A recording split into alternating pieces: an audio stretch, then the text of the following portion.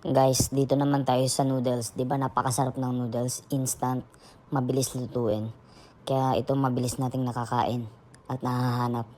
Pero hindi natin alam na may hindi tayo nakikita sa ating mga mata. Kung nakikita nyo yung insekto na yan, lahat ng noodles ay may ganyan. Sabi nga nila hindi ito nakikita ng ating naked eyes. Pero pag ginamitan mo ito ng microscope, yan ang makikita mo. Nakikita mo napakaliit. Pero sa microscope, kitang-kita na ang gumagalaw na insekto na yan.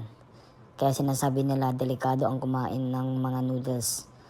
Lalo na't araw-araw mo itong gagawin.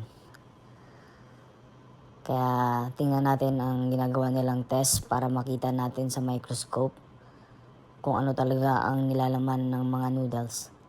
Nakikita nyo yan? Oh, sarap magpansin.